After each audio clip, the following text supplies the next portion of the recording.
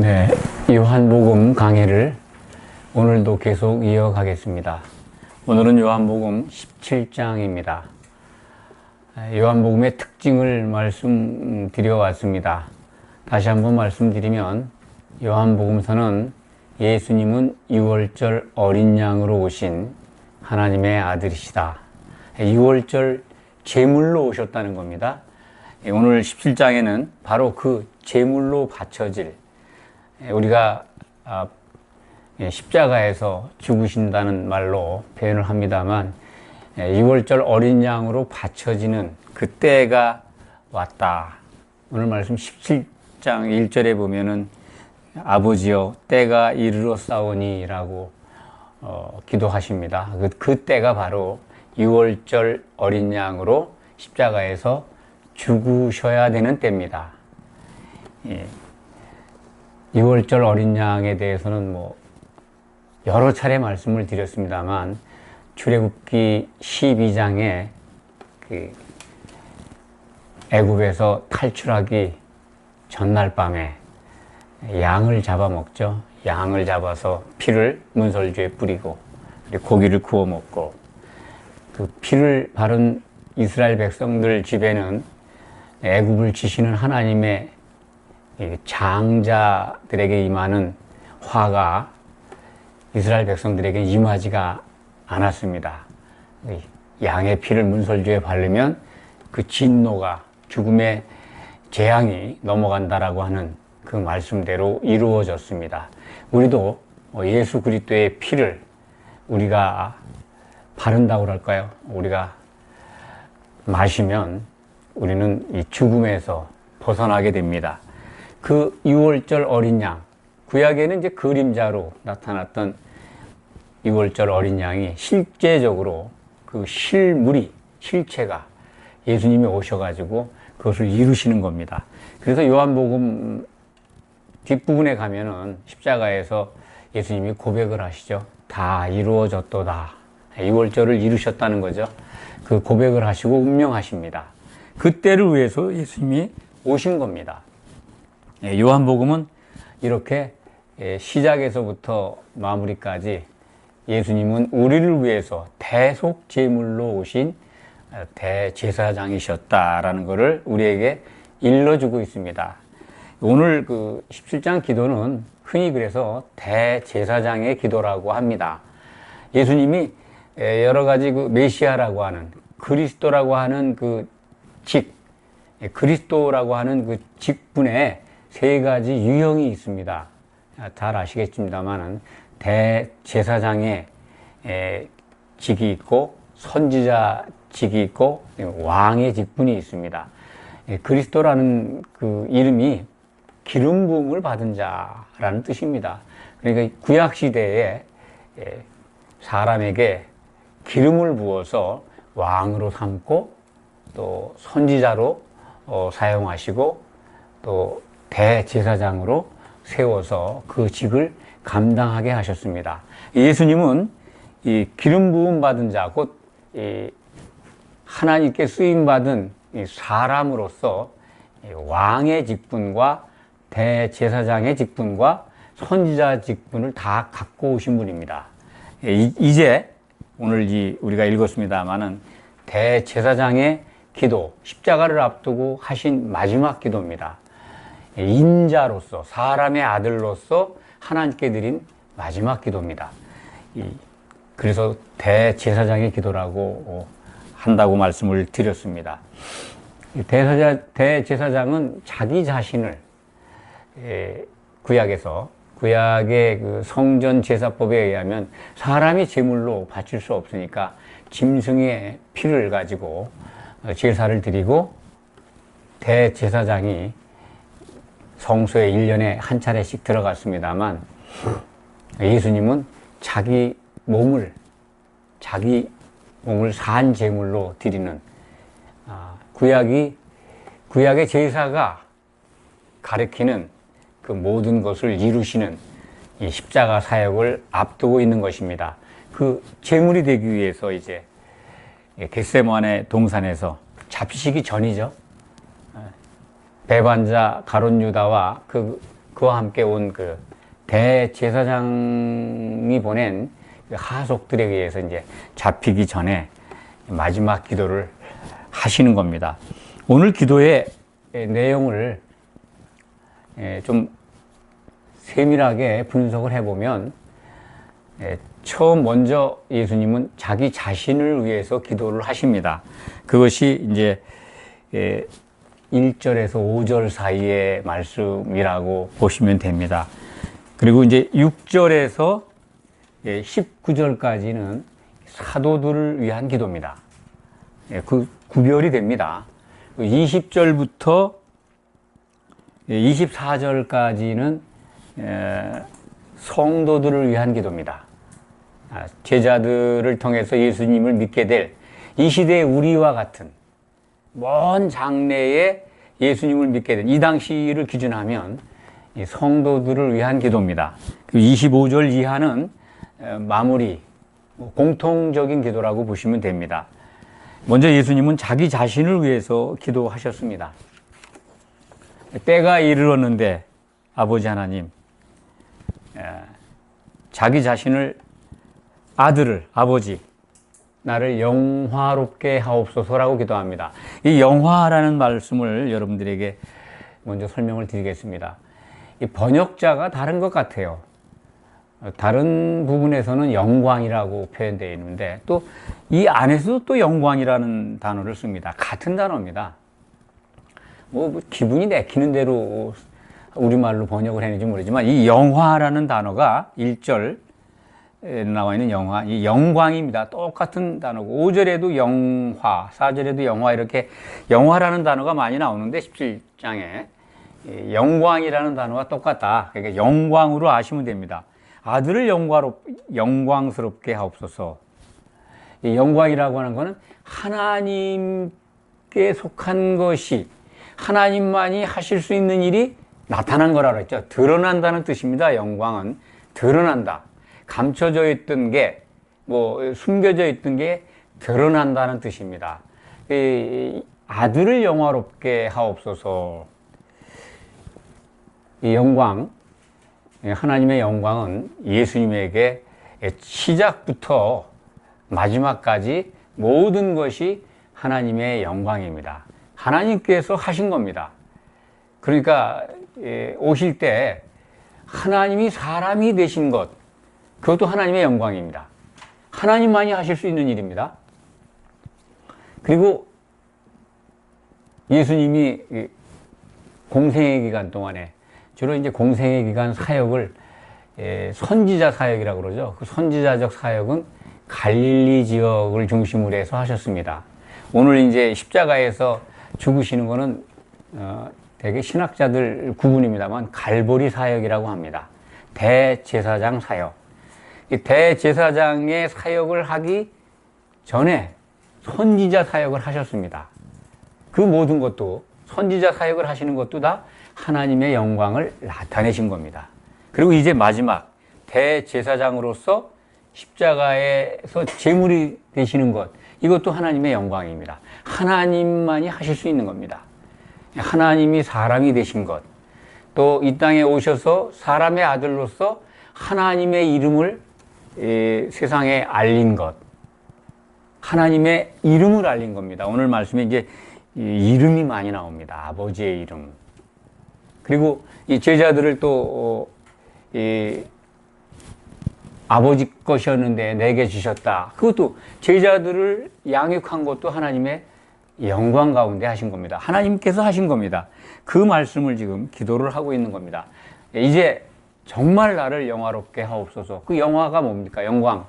십자가에서 죽고 난 다음에 부활하시고 승천하기까지 그 하나님이 계획하신 모든 것들이 이루어지는 것, 그것이 바로 하나님의 영광이 드러나는 겁니다. 그걸 기도하신 겁니다. 오늘 매우 감동스러운 기도를 우리는 지금 만나고 있습니다. 이 대제사장이신 예수님께서 자기 자신을 제물로 바치기 전에 아버지 하나님께 자신을 위한 기도, 또 사도들을 위한 기도, 그리고 사도들의 말을 듣고 예수님을 믿게 될 성도들을 위한 기도, 이렇게 크게 세 가지로 나누어서 기도를 하고 계십니다. 이 영광에 대해서 말씀을 드렸습니다. 영광이라는 것이 하나님의 하나님다움이 나타나는 것, 드러나는 것, 하나님만이 하실 수 있는 일이 나타난 것입니다. 그것이 하나님의 영광입니다. 이 영광을 좀 사람들은 확대 해석을 하죠. 뭔가 자기 자신이 참 매우 큰 일을 하고 또 박수 받을 일을 하고 사람들에게 칭찬받는 일을 하고, 그리고 그것이 또 교회 안에서 이루어지고 성도들 간에 나타나면 그것이 하나님께 영광을 돌립니다, 그런 말을 잘 합니다. 근데 사실은 하나님이 하셨는지 아닌지는 하나님의 선을 기준해서 보면 우리가 분간하게 됩니다. 과연 이 시대에 그것이 하나님으로부터 나온 것이냐 아니냐 하는 것은 하나님께서 기뻐하는 일인가 아닌가를 기준해서 보면 압니다. 자기 개인들이 특별한 어떤 은혜가, 어떤 능력이 임해서 이런 일을 내가 했어, 하나님께 영광을 돌린다, 그렇게 말을 합니다. 뭐 그럴 수 있습니다. 또 그렇게 받아들이는 것도 그렇게 나쁘지 않습니다. 다만 우리는 성경을 통해서 그것이 과연 하나님이 기뻐하시는 일이고 하나님이 관계한 일이고 그런 것인가 살펴본다면 우리가 함부로 하나님의 영광에 대해서 말하지 않을 겁니다. 오늘 말씀, 영광에 대해서 말씀을 드리면, 예수님이 십자가에서 죽는 것도 하나님만이 하실 수 있는 일이기 때문에 하나님께 영광입니다. 하나님이 하신 겁니다. 그 영광에 대한 이해를 성경적으로 갖기를 바랍니다. 자기 자신을 위한 기도를 예수님 하실 때 이 영생에 대해서 기도하십니다. 3절 우리가 늘 살펴봅니다만, 영생은 곧 유일하신 참 하나님과 그가 보내신 자 예수 그리스도를 아는 것이니이다. 영생, 그러면 우리는 영원히 사는 것, 그렇게 개념적으로 알죠. 그렇습니다.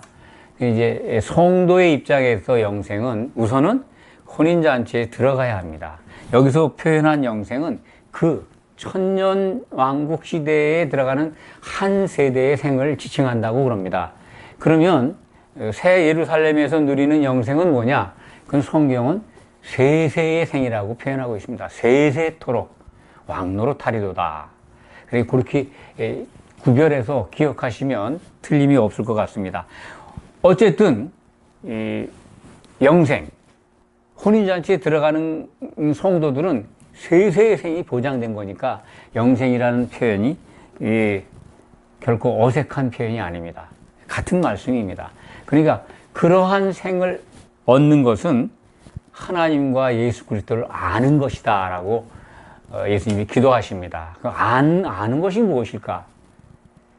이거에 대해서 우리가 좀 성숙한 믿음으로 바라본다면 이 안다고 하는 것은 경험하는 겁니다. 어떻게 경험할까요? 하나님과 예수님을 항상 경험하는 겁니다. 일시적으로, 지식적으로, 순간적으로 그냥 아는 것, 알고 마는 것이 아니라, 지식적으로만 그냥 알고 있는 것이 아니라, 성경에 기록되어 있는 것으로 아는 것이 아니라 야다한다 그러죠. 전에 말씀을 드린 기억이 납니다. 몸으로 경험한다 이런 뜻이다. 야다, 경험으로 안다는 거죠. 그러니까 하나님이 살아계시고 우리 주님의 이름으로 보내신 성령으로 통해서 우리와 함께 하시는 것을 날마다 경험하는 것, 그것이 아는 겁니다. 그렇게 날마다 순간마다 하나님을 경험하고 예수님을 경험한다면 그것은 영생에 이른 겁니다. 오늘 말씀 17장 3절을 통해서 우리는 그것을 발견하게 됩니다. 예수님은 14절에 보면 4절, 아버지께서 내게 하라고 주신 일을 내가 이뤘죠. 이미 이룬 게 뭡니까? 서두에 말씀드렸죠. 갈릴리 사역을 통해서 선지자 사역을 다 하신 겁니다. 그리고 아버지의 이름을 나타냈습니다. 아버지를 이 세상에 영화롭게 아버지의 영광을 드러냈다는 겁니다. 그 사역을 통해서. 그 5절에 보면 아버지여 창세전에 내가 아버지와 함께 가졌던 영광으로서 지금도 아버지와 함께 나를 영광스럽게 하옵소서. 하나님이 함께 계실 것을 간구하고 있는 겁니다. 십자가를 앞두고 창세전부터 하나님과 한 분이셨으니까 같은 영광, 하나님이셨던 거죠. 그때 가졌던 그 영광 지금도 아버지께서 나와 함께 하셔서 자기 자신을, 예수님을 영광스럽게 해달라고 기도하고 있습니다. 6절 이하에 6절부터 이제 아까 미리 말씀을 드렸죠. 19절까지 사도들을 위한 기도라고. 사도들, 세상에서 내게 주신 사람들, 그것이 바로 사도들입니다.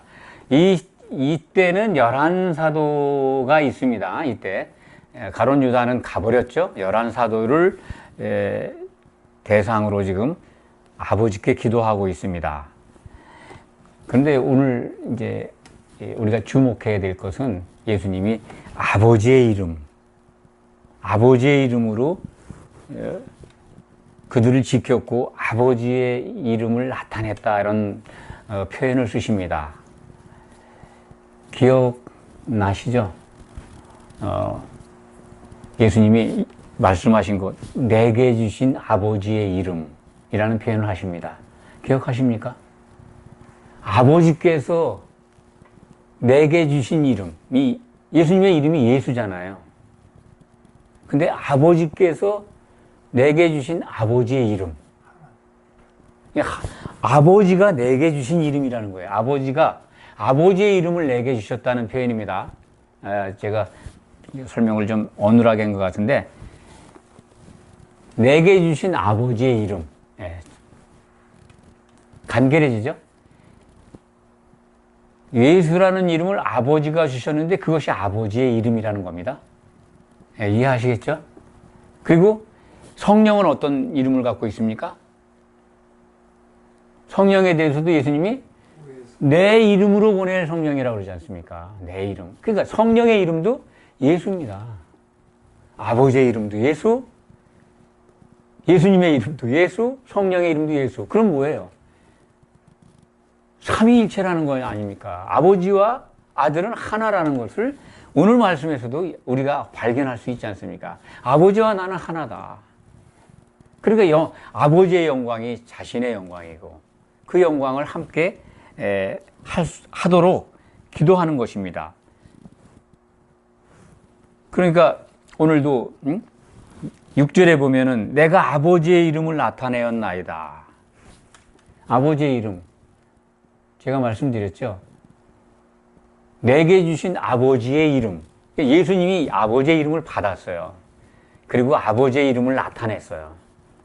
그러니까 이름이 하나님은 하나다.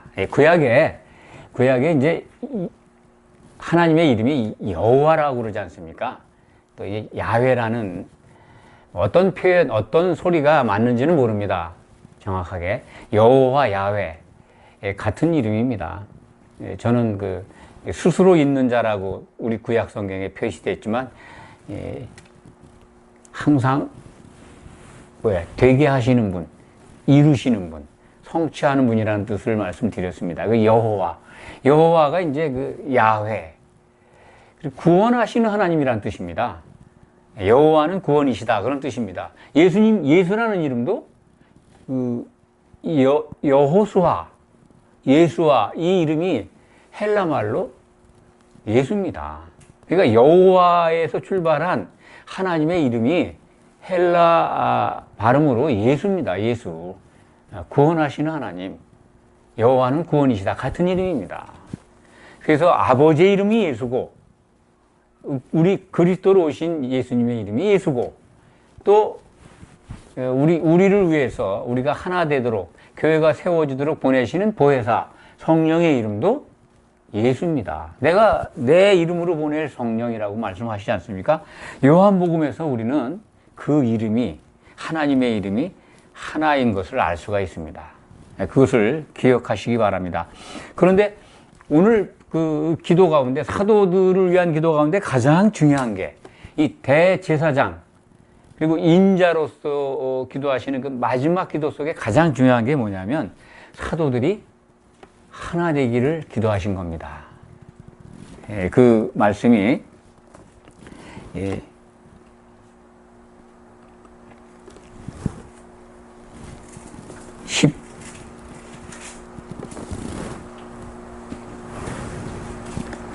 11절인가요? 예, 11절에 나옵니다. 11절에 아주 중요한 말씀이 나오는데 제가 잠깐 기억을 못했는데 우리와 같이 그들도 하나 되게 하옵소서. 이것이 사도들을 위한 기도의 결론입니다. 그 앞에 이제 예수님은 나는 이제 세상에 더 있지 않고 갑니다. 근데 내게 주신 자들은 내게 주신 자들을 아버지의 이름으로 그들을 보존해서 우리와 같이 그들도 하나가 되게 하옵소서라고 기도하십니다. 그러니까 여기 나오죠? 거룩하신 아버지요, 내게 주신 아버지의 이름으로. 내게 주셨다는 거예요, 아버지의 이름을. 예수잖아요. 그 예수라는 이름으로 사도들을 보존해서 우리와 같이 그들도 하나 되게 하옵소서. 아버지와 아들이 하나인 것처럼 사도들도 우리 안에서 하나 되게 해달라고 하는 기도입니다. 이게 이제 교회의 기초소이 돼야 되기 때문에 그렇습니다. 사도들이. 아주 얼마나 감동적이고 그리고 진리입니까? 이 교회의 기초속으로 이 12제자가 세워져야 되는데 지금은 뭐 11제자만 있습니다만 이 교회의 반석, 예수님이 반석인데 이 사도들이 이 반석을 이루는 조각들이죠. 반석 조각들이 이제 보존되어야 됩니다. 예수님이 떠난 다음에 악에 빠지지 않게 보존되기를 기도하시는 겁니다. 악에 빠지지 않게 보존되기를 기도하는 게 이제 15절에 나오죠. 악에 빠지지 않게 보존하시기를 위함입니다. 기도의 목적이 나옵니다. 사도들이 교회의 기초석이 되도록 아버지께서 아버지의 이름으로 내게 주신 아버지의 이름으로 지켜주십사 하는 기도입니다. 이 악이라고 표현이 되어 있습니다만 사실은 이게 악한 자입니다. 이거 우리가 기억하죠? 주기도문을 가르쳐 주실 때 악에서 구하옵소서. 우리 뭐 달달 외웁니다만 악한 자입니다. 표현을 우리말로 악에서 구해달라 하시는 이렇게 표현이 기록이 되어 있는데 악한 자에게서 구하여 악한 자로부터 구하여 보존하여 주시옵소서라는 기도입니다.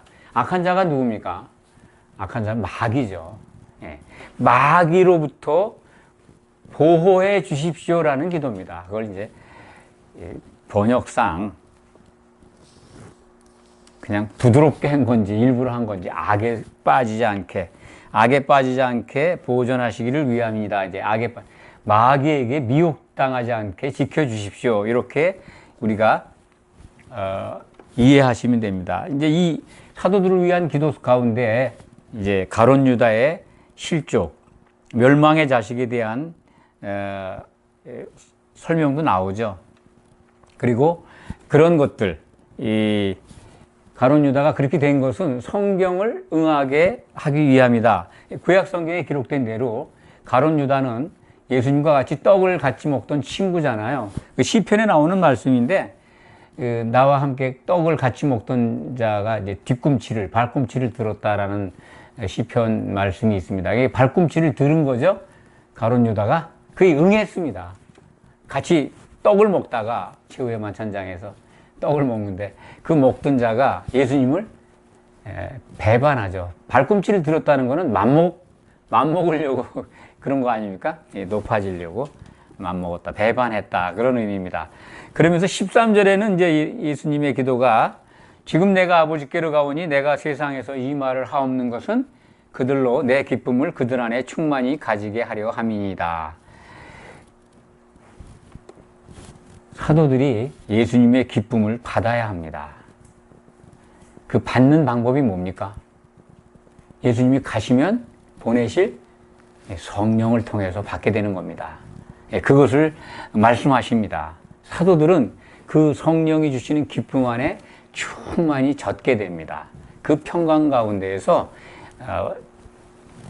하나님이 원하시는 대로, 기뻐하시는 대로 이 교회의 기초석이 됩니다.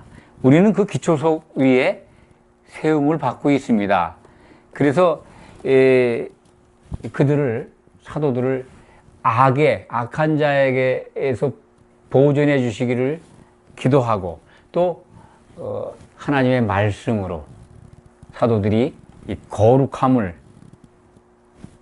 지킬 수 있도록 기도하고, 그리고 나서 20절에 가면은 드디어 우리들을 위한 기도를 하십니다.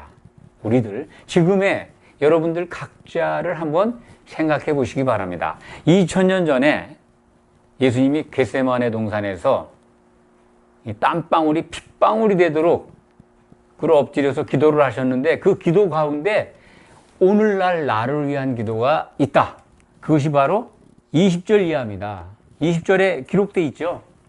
여러분들 각자를 위해서 기도하셨습니다. 내가 비옵는 것은 이 사람들만 위함이 아니고, 사도들만 위함이 아니요 또 그들의 말로 말미암아 나를 믿는 사람들도 위함이니. 여기에 들어갑니다. 신약 성경을 보고, 성경을 보고 예수를 믿게 된 우리들 각자가 그때 예수님의 기도에 하나님이 응답하신 겁니다. 그래서 예수님을 믿게 됐잖아요. 그들을 위해서 기도하시는 거예요. 뭐라고 기도했을까요? 역시 마찬가지로, 사도들과 마찬가지로 하나 되게 해달라는 겁니다.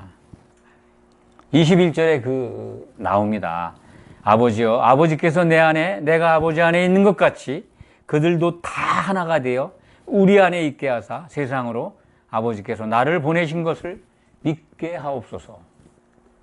세상에 있는 사람들이, 그들이 하나 됨으로써 예수님이 정말 하나님의 아들로 하나님께서 보내셔서 이 땅에 독생자로 오셔서 죽고 부활하신 바로 그분이라는 걸 믿게 해달라고.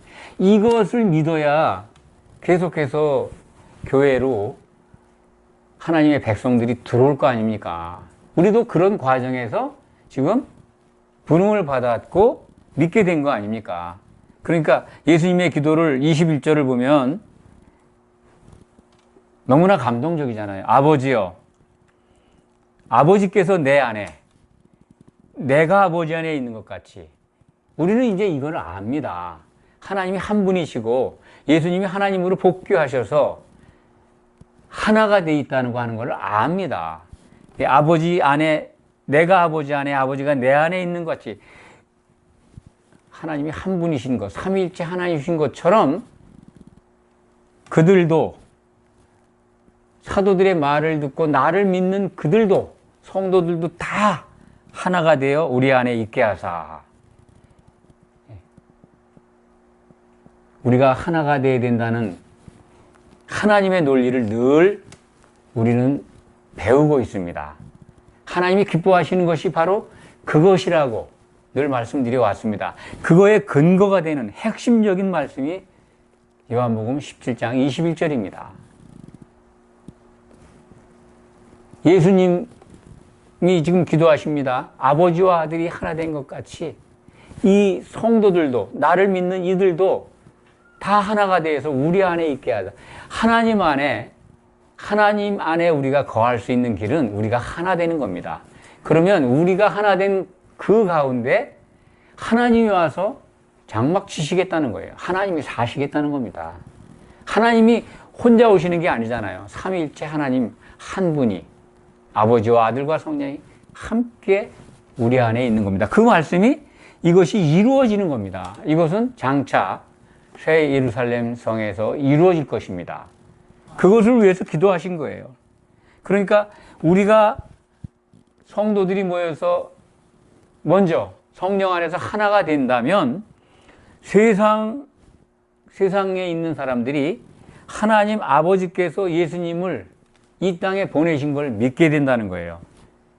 믿지 않는 세상에 있는 사람들을 믿게 하는 방법, 그들이 복음 안에 들어오는 방법을 이 기도를 통해서 알려주셨는데, 그게 뭐냐면 우리가 하나 되는 겁니다. 우리가 하나 되는 것이 전도예요.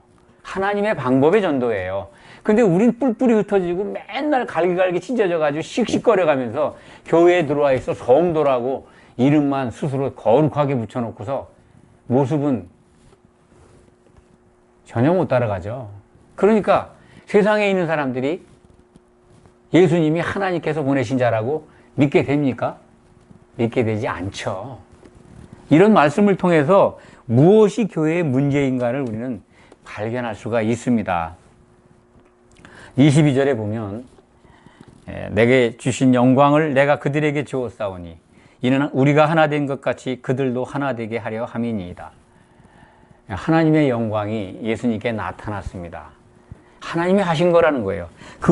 그것은 뭐냐면 하나님이 한 분 하나, 아버지와 아들이 하나인 것처럼 이 성도들도 하나가 되게 하려고 내가 아버지께로부터 받은 영광을 주었다는 거예요. 사도들에게 주었습니다. 사도들은 우리에게 그것을 알려줬습니다. 우리가 하나님 믿고 우리가 하나 되는 게 뭡니까? 하나님의 영광이 나타난 거잖아요. 그 영광을 예수님이 주셨다는 거예요. 우리가 한 몸을 이루면 예수님이 주신 영광이 드러나는 겁니다. 이 말씀을 이해하시겠습니까? 22절이 다 23절, 24절이 다 그 정말 언제나 읽어도 눈물이 막 쏟아지는 감동적인 기도입니다. 23절을 제가 읽어드리겠습니다. 곧 내가 그들 안에 있고 성도들 안에 있고 아버지께서 내 안에 계시어 그들로 온전함을 이루어 하나가 되게 하려 함은 성도들이 하나가 되고 사도들이 하나가 되고 아버지께서 나를 보내신 것과 또 나를 사랑하심같이 그들로 사랑하신 것을 세상으로 알게 하려 함이니로소이다. 하나님이 우리를 사랑하셨다는 거예요. 우리가 하나 된 것. 이제 아시죠? 예수님만 사랑한 게 아니에요. 하나님이 예수님만 사랑한 것이 아니라 예수님으로 말미암아 또 사도들로 말미암아 하나를 이룬 우리를 사랑하신다는 겁니다. 그 사랑하는 사랑이 하나님의 사랑이 교회를 통해 열매로 나타나면 그것이 세상에 알려진다는 거예요. 그거를 위해서 교회에 들어와 있는 우리 성도들이 하나가 되기를 간구하신 겁니다. 이것이 가장 교회에 중요한 겁니다. 각자가 나는 늘 성실하게 주일 예배를 드리고 또 교회 프로그램에 아주 충성스럽게 봉사하고 참여하고 구제도 열심히 하고 교회에 필요한 것들, 선한 일들, 헌금도 잘하고 있고 아무런 문제가 없고 그래서 나는 하나님께 칭찬받을 것이다 라고 믿는 분들이 거의 대부분입니다. 그거 훌륭합니다. 근데 그것으로 머물면 안 된다는 겁니다. 하나가 되어야 된다는 겁니다. 혼자 알곡으로 있으면 떡이 돼야 되는데 한 덩이 가루로 부서져야 떡이 되지 않습니까? 자기 자신이 알곡인 건 좋습니다. 그게 부서져서 옆에 있는 알곡도 부서지고 서로 여러 알곡들이 부서져서 한 덩이 떡을 이루는 것, 그게 교회의 원리입니다. 거기에 뭐가 필요합니까? 거기에 성령의 기름이 필요한 겁니다. 떡 속에 이 기름이 들어가야 한 덩이 떡으로 잘 반죽이 되고 덩어리가 되는 겁니다. 한 덩이 떡, 거기엔 누룩이 들어가면 안 됩니다. 이 교회, 완성된 교회에는 누룩이 없습니다. 그래서 온전하다는 말을 오늘 23절에 예수님이 사용하셨습니다. 그들로 온전함을 이루어 하나가 되게 하려 함은, 온전하게 하나가 되게 하는 겁니다. 이게 완성된 교회에는 이렇게 온전한 누룩 없는 떡으로 우리가 한 몸을 이루게 될 겁니다. 그것이 바로 예수님의 짝이죠. 어린 양의 신부, 어린 양의 아내로 준비되는 겁니다. 그래서 예수님은 이제 24절, 25절, 26절에는 이제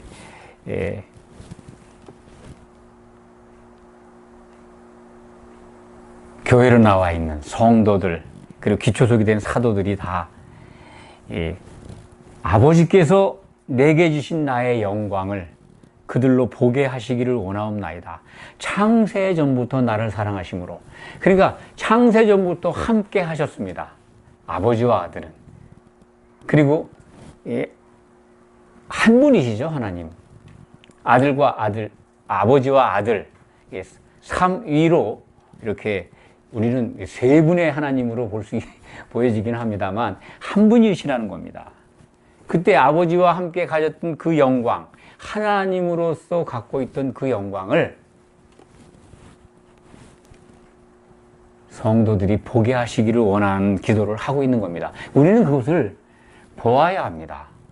요한계시록 22장에 가면 보이지 않습니까? 예루살렘 성 안에 성전은 없고 하나님과 및 그 어린 양이 빛이 돼서 비치고 있잖아요. 하나님의 보좌가 있는데 거기에 아버지의 보좌이면서 곧 어린 양의 보좌이면서 거기서 성령이 함께 있는 것을 보지 않습니까? 예루살렘 성에서 하나님의 영광을 우리가 그의 얼굴을 보고 그를 섬긴다고 하나님의 종들이 그런 요한계시록 20장에 가면 그것을 우리는 확인하게 됩니다. 이 기도가 이루어지는 걸 볼 수 있습니다. 오늘 말씀은 매우 늘 감동으로 받아들여야 할 기도문입니다. 저는 과거에 다른 분들도 다 그런 것을 느끼면서 읽으셨겠지만 참 오랜 기간 동안 많은 눈물이 막 흘렀던 기억이 납니다. 요한복음 17장을 읽으면서 2000년 전에 나를 위해 기도하신 예수님을 발견했고 그리고 하나 되는 것을 알게 하셨습니다. 그 한 몸을 이루는 게 얼마나 하나님이 기뻐하시는 것인가, 그리고 그것이 얼마나 기쁘고 완벽한 것인가를 저는 경험으로 알게 되었습니다. 그래서 이 대제사장의 기도, 오늘 말씀의 기도는 정말 여러분들이 늘 가까이 읽고 또 외우셔도 됩니다. 오늘 말씀을 정리하겠습니다. 26절에 보면 내가 아버지의 이름을 그들에게 알게 하였고 또 알게 하리니 이는 나를 사랑하신 사랑이 그들 안에 있고 나도 그들 안에 있게 하려 함이니이다. 내가 아버지의 이름을 그들에게 알게 하였고, 여기서 그들이라고 하는 건 사도뿐만 아니라 성도들도 포함된다고 저는 봅니다. 아버지의 이름을 알게 하셨습니다. 그렇습니다. 그리고 알게 할 것입니다. 이거 이제 미래죠. 성령, 예수님의 이름으로 오시는 성령이 이것을 진리의 성령이 알려주시는 겁니다. 아버지의 이름. 예수님은 아버지의 이름을 알게 하였고 또 알게 하신다는 겁니다. 아버지의 이름이 아까 말씀드렸죠. 하나님의 이름이 하나라고. 예수님께 주신 이름, 그것이 아버지의 이름인데 예수님의 이름이 예수인 걸 보면 아버지의 이름도 예수입니다. 적어도 이 성경 속에서. 그리고 예수님의 이름으로 오실 성령의 이름이 예수입니다. 그리고 하나님은 한 분이신 걸 알 수가 있습니다. 그래서 그것은 그렇게 알게 하시는 것은 하나님의 사랑이, 하나님께서 그 아가페 사랑이죠. 그 사랑이 교회를 이룬 성도들에게 있고 또 그 안에 예수님도 계시기 위해서 그렇게 하시겠다는 겁니다. 그래서 하나님의 이름을, 예수님의 이름을, 성령의 이름을 아는 게 중요합니다. 우리는 하나가 된다면 그 모든 것들을 다 알게 됩니다. 오늘의 말씀을 통해서 대제사장으로서 그리고 사람의 아들로 오신 예수님 마지막 기도, 대제사장의 기도를 통해서 하나님의 사랑과 예수님의 그 간절하신 기도의 내용들을 여러분들 항상 기억하시기 바랍니다.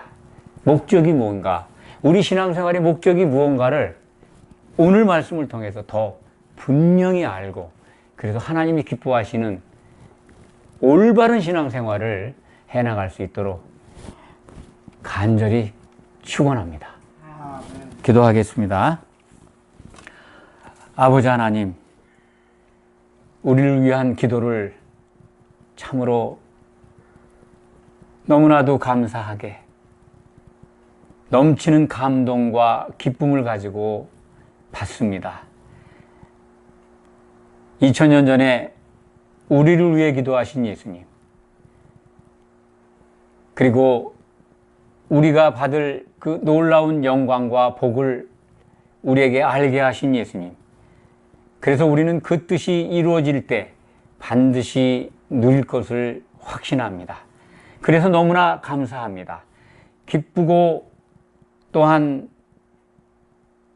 기쁘고, 그리고 하나님의 은혜에 머리 숙이며 감동합니다. 우리의 믿음이 변치 않고 예수님의 기도 그것을 따라서 승리해 갈 수 있도록 인도해 주시옵소서. 예수 그리스도의 이름으로 간절히 기도하옵나이다. 아멘.